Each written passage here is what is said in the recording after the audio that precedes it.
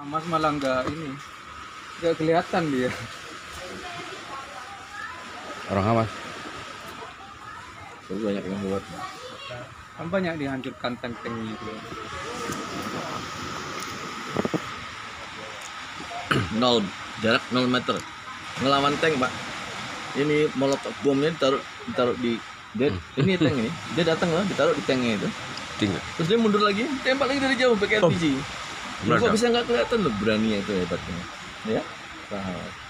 Mau baca yang apa? Surat Yasin yang mana? Kan dia kalau itu baca surat apa tuh Yang yang tidak kelihatan tidak. Yang Kata orang-orang mau surat Yasin, Yang nggak tahu juga.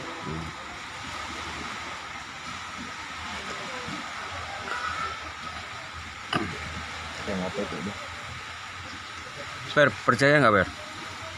Pisang ini buatan manusia, leluhur terdahulu. Buatan Allah lah ngawur. Enggak, maksudnya hasil rekayasa genetika. Enggak. Ini nih bukan alami tumbuh ada pohon pisang gitu lah ini Per. Tapi ini hasil rekayasa genetika leluhur kita terdahulu. Terciptalah pisang. Aslinya nggak sebesar ini Per. Oh. Aslinya itu ada di Irian Jaya di Papua. Oh, kalau itu ya percaya kan sama kayak varietas padi ya. Iya. ER64 ada yang satu bulut dapat berapa. Kalau itu ya. Iya. Jadi padi dan pisang ini itu rekayasa genetikal botanika leluhur kita terdahulu. Jadi selain sakti-sakti kayak Asif Barkia itu, Iya. dia juga leluhur kita sayangnya sudah maju lebih daripada sekarang. Jadi pisang yang sekarang yang kayak ini nih, ini varietas keberapa ini namanya pisang palsu. Tapi yang asli-aslinya itu di Rian sana, di Papua sana yang besar-besar. Satu pisang itu satu ini, sepaha-paha gini. Nah itu dulunya itu bukan tumbuh alami, tapi memang dibuat. Kan leluhur kita dulu tuh sudah pandai.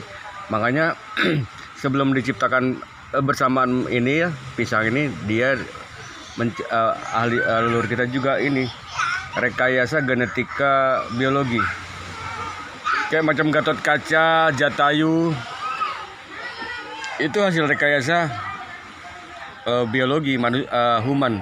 Kalau sekarang disebutnya cloning. Di antaranya itu Hanuman. Nah untuk Hanuman itu hasil cloning antara manusia dan kera, bisa menciptakan manusia Hanuman. Kayak Gatot Kaca itu kan juga sebenarnya seperti itu.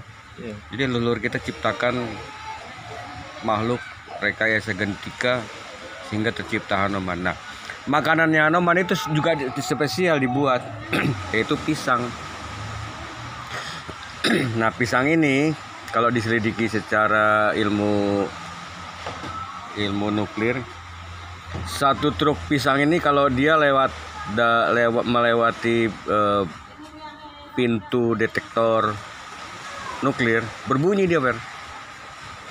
Karena dia ini kan ada potasium di dalamnya. Potasium itu kan seperberapanya dari uranium sebenarnya. Jadi dia ada energi dia. Pisang ini? Pisang. Nah, sampai dia ada tradisi Nusantara itu kalau orang mau nikah, mau apa, itu pakainya pisang. Kayak di sesajen itu pisang. Jadi pisang ini dia menyebarkan ada radiasi yang menetralisir energi buruk pisang ini Per. Syarat lamaran pakai pisang. Jadi ada sesuatu yang unlogik kata sains saat ini di dalam pisang ini. Kayak orang yang punya ilmu apa kan ada pantangan makan pisang apa gitu. Nggak boleh ya? Nggak boleh. Karena dia bisa menetralisir energi buruk. Oh, berarti bagus ya? Bagus pisang ini. Karena memang pisang ini diciptakan leluhur kita dahulu itu memang punya spesialisasi. Kayak Hanuman kan makanannya kan harus dia super power. Cuci dulu. Ya, cuci dulu. Cuci dulu ya.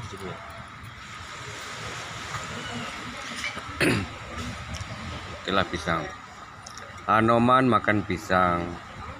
Jadi Hanuman itu makhluk rekayasa genetika leluhur kita terdahulu. Sains saat ini belum bisa baca tentang itu. Sains saat ini kan dia terbelenggu dalam